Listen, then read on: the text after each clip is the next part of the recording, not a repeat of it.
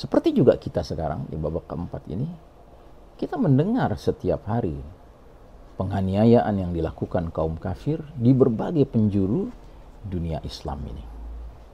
Di Palestina, di Xinjiang, di Bosnia, di Chechnya, di Kashmir, di Hindia, ya, di Rohingya. Banyak sekali saudara-saudara kita hari ini yang mengalami penganiayaan dari kaum kufar yang memang Allah sedang izinkan memimpin dunia, sama seperti dahulu di Mekah.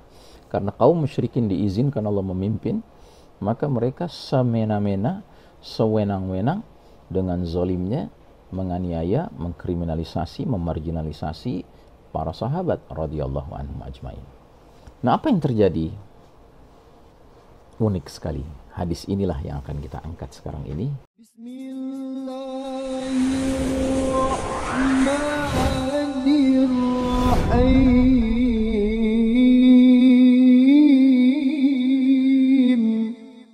Bismillahirrahmanirrahim. Assalamualaikum warahmatullahi wabarakatuh. Alhamdulillahi rabbil alamin. Wassalatu wassalamu ala ashrafil anbiya'i wal mursalin Sayyidina Muhammadin wa ala alihi wa ashabihi ajma'in. Faqala Allah Ta'ala fi kitabihil karim ba'da a'udzu billahi minasyaitonir rajim. Ya ayyuhalladzina amanu taqullaha haqqa tuqatih wa la tamutunna illa wa antum muslimun. Hadirin jamaah rahimakumullah, kali ini kita akan mengangkat sebuah hadis sahih riwayat Imam Al-Bukhari. Hadis ini menggambarkan situasi ketika awal dakwah Nabi Muhammad sallallahu alaihi wasallam di Mekah bersama para sahabat, ketika umat ketika itu masih lemah, ya. Mirip seperti kondisi kita sekarang, umat lemah. Hanya perbedaannya tentunya sekarang tidak ada Nabi Muhammad sallallahu alaihi wasallam. Jadi kalau kita kembali kepada bahasan mengenai hadis periodisasi, maka kita sekarang berada di babak keempat yang disebut oleh Nabi sebagai babak mulkan jabriyatan, para penguasa yang memaksakan kehendak mereka. Dan kita sudah membicarakan berkali-kali dalam berbagai kesempatan bahwasanya babak keempat ini berlakulah surah Ali Imran 140, di mana Allah Ta'ala menyebutkan watilkal ayyamu nudawiluha bainan nas. Demikianlah hari demi hari, kemenangan dan kekalahan, kejayaan dan keruntuhan kami pergilirkan di antara umat manusia agar mereka bisa mengambil pelajaran. Pelajarannya adalah bahwa kita umat Islam, kaum beriman yang senantiasa berharap memperoleh rahmat Allah Ta'ala, tentunya juga menginginkan apa yang disebut dengan kemenangan, kejayaan di dunia fana ini. Tapi kita harus sadar, dengan adanya ayat ini, Allah menjelaskan adanya sebuah sunnatullah, sebuah hukum Allah yang pasti berlaku di dunia ini, namanya sunnatut tadawul, sunnah pergiliran. Ada gilirannya kita kaum beriman diizinkan Allah berada dalam posisi kemenangan, kejayaan, memimpin umat manusia. Tapi ada gilirannya kita kaum beriman ini berada dalam kekalahan, dalam keruntuhan, bahkan dalam kondisi di mana kita tidak memimpin, sehingga kita dipimpin oleh pihak-pihak selain orang-orang beriman yang berarti al-kafirun. Nah, dalam hadis periodisasi yang terdiri dari 5 periode perjalanan sejarah umat Islam yang menggambarkan 5 sistem kepemimpinan dalam perjalanan sejarah umat Islam, hanya pada 2 periode umat ini ditakdirkan Allah Ta'ala berada dalam sistem kepemimpinan kaum kafir, kaum musyrik. Yang pertama adalah periode di mana kita hidup sekarang ini, babak keempat ini, periode mulkan jabriyatan. Kita lihat bahwa semenjak masuknya kita ke babak keempat, meninggalkan babak ketiga, tahun 1342 Hijriah, persis 100 tahun yang lalu menggunakan kalender Hijriah, Allah takdirkan runtuhnya sistem iman tauhid yang padahal telah berlangsung ribuan tahun, 1342 tahun Hijriah, ya. Kita umat Islam berada pada posisi diizinkan Allah memimpin umat manusia. Tapi kemudian tahun 1342 Hijriah Allah takdirkan, Allah cabut hak kepemimpinan dunia dari tangan kita, kaum beriman, umat Islam, untuk kemudian Allah serahkan kepada kaum kafir, Barat, Eropa, Amerika, yang tiada lain adalah kaum Yahudi Nasrani, dan mereka bekerja sama dengan pihak kaum musyrikin timur. Ya. Nah, jadi saudaraku rahimakumullah, keadaan kita di babak keempat ini sangat mirip dengan keadaan Nabi dan para sahabat radhiyallahu anhum ajma'in di babak pertama, di bahagian awalnya. Jadi tolong diingat, babak pertama adalah babak an-nubuwah, kata Nabi Muhammad SAW, babak kenabian. Ya. Namun harus disadari bahwa di babak pertama itu ada dua subperiode. Ada subperiode perjuangan Nabi dan para sahabat di Mekah qoblal hijrah, sebelum hijrah, dan subperiode di Madinah ba'dal hijrah. Sewaktu di Mekah qoblal hijrah, Nabi dan para sahabat posisinya lemah. Mereka posisinya tidak memimpin. Bahkan Allah takdirkan yang memimpin adalah kaum kafir musyrik Quraisy. Ya. Kemudian ada dua superpower yang juga kafir. Di sebelah barat ada superpower adidaya Romawi, dan di sebelah timur ada superpower adidaya Persia. Nah, jadi kondisi kita di babak keempat ini mirip seperti kondisi Nabi dan para sahabat di babak pertama bahagian awal. Nah, di babak pertama bagian awal, setiap hari Nabi dan para sahabat harus mendengar berita-berita yang pahit mengenai penganiayaan yang dilakukan kaum zalim, kaum musyrikin, kafir Quraisy terhadap para sahabat yang begitu ketahuan mereka menjadi pengikut Nabi Muhammad SAW, menerima dakwah tauhid dan meninggalkan ajaran keyakinan nenek moyang yaitu syirik, maka mereka kaum muslimin, kalangan para sahabat yang lemah seperti para budak, para kaum fuqara, mereka mengalami penganiayaan dari kaum musyrikin Quraisy. Seperti juga kita sekarang di babak keempat ini, kita mendengar setiap hari penganiayaan yang dilakukan kaum kafir di berbagai penjuru dunia Islam ini. Di Palestina, di Xinjiang, di Bosnia, di Chechnya, di Kashmir, di Hindia, ya, di Rohingya. Banyak sekali saudara-saudara kita hari ini yang mengalami penganiayaan dari kaum kufar yang memang Allah sedang izinkan memimpin dunia. Sama seperti dahulu di Mekah, karena kaum musyrikin diizinkan Allah memimpin, maka mereka semena-mena, sewenang-wenang dengan zalimnya menganiaya, mengkriminalisasi, memarginalisasi para sahabat radhiyallahu anhum ajmain. Nah, apa yang terjadi? Unik sekali. Hadis inilah yang akan kita angkat sekarang ini. Ada salah seorang sahabat yang begitu prihatinnya melihat kondisi kaum muslimin di masa awal di Mekah itu, tiap hari mengalami penganiayaan, dan dia pun ini, sahabat ini, juga mengalami penganiayaan karena dia termasuk golongan lemah, dia budak.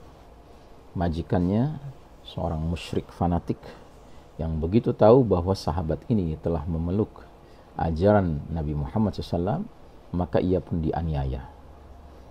Dia diharuskan memanaskan, membakar batu bara, ditumpuk, dikumpulkan, kemudian diperintahkan untuk melepaskan pakaiannya dan disuruh tidur di atas batu bara yang sedang menyala itu, sehingga dia bisa mencium dagingnya terbakar. Kata dia seperti mencium bau daging kambing yang sedang terbakar. Nah, datanglah sahabat ini yang bernama Khabbab Ibn al-Arath radhiyallahu anhu. Dia datang kepada Nabi Muhammad sallallahu alaihi wasallam, dan mari kita simak teks hadisnya. Syakauna ila Rasulillahi sallallahu alaihi wasallam wa huwa mutawassidun burdatan lahu fi dhillil Ka'bah. Qulna lahu ala tastansiru lana ala tad'u Allah lana.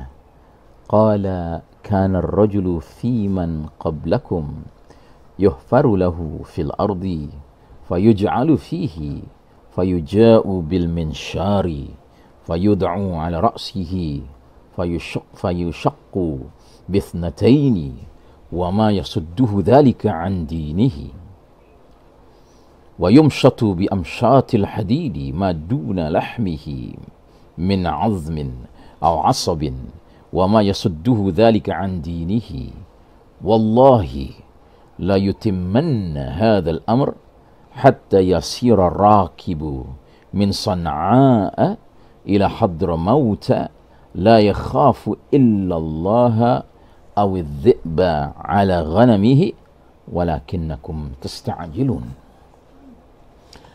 Kata Khabbab Ibn al-Arath radhiyallahu anhu, kami pernah mengadu kepada Rasulullah sallallahu alaihi wasallam saat beliau sedang bersandar pada lipatan mantelnya di bawah naungan Ka'bah. Kami berkata, tidakkah engkau ya Rasulullah memohon pertolongan kepada Allah untuk kami? Tidakkah engkau berdoa untuk kami?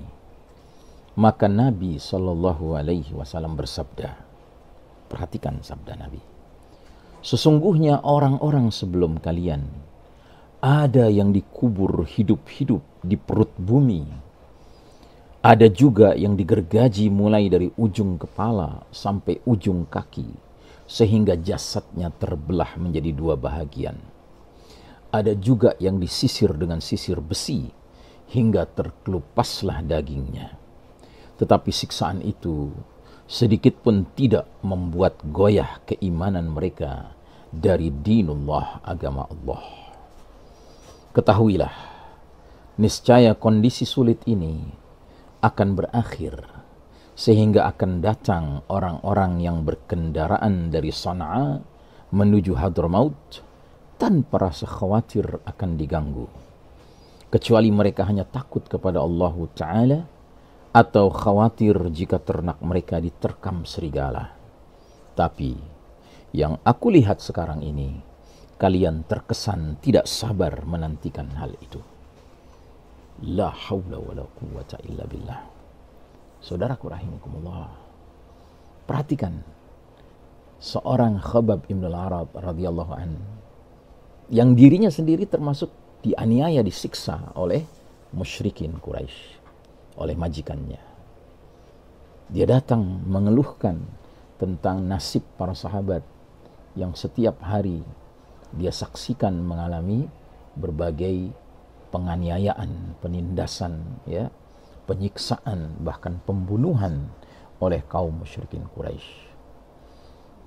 Tidakkah keadaan ini mirip seperti kita sekarang, yang kita tidak banyak bisa berbuat ketika kaum kafir memang diizinkan Allah memiliki kekuatan militer, kekuatan harta, kekuatan kekuasaan, kekuatan politik, ekonomi, ya, dan lain sebagainya. Sementara kaum muslimin lemah di berbagai penjuru dunia hari ini. Ya. Datanglah Khabbab Ibn al-Arath kepada Nabi mengajukan suatu permintaan yang make sense, masuk di akal, dan permintaannya tidak berlebihan. Dia hanya meminta, ya Rasulullah, tidakkah engkau memohonkan, mendoakan datangnya pertolongan Allah untuk mereka-mereka yang teraniaya ini? Jadi tidak ada Khabbab Ibn al-Arath mengusulkan, ya Rasulullah, tidakkah ini saatnya kita angkat senjata, kita lawan saja mereka kaum musyrikin yang zalim ini kepada para sahabat kita ini. Tidak ada permintaan seperti itu. Permintaan cuma doakan saja.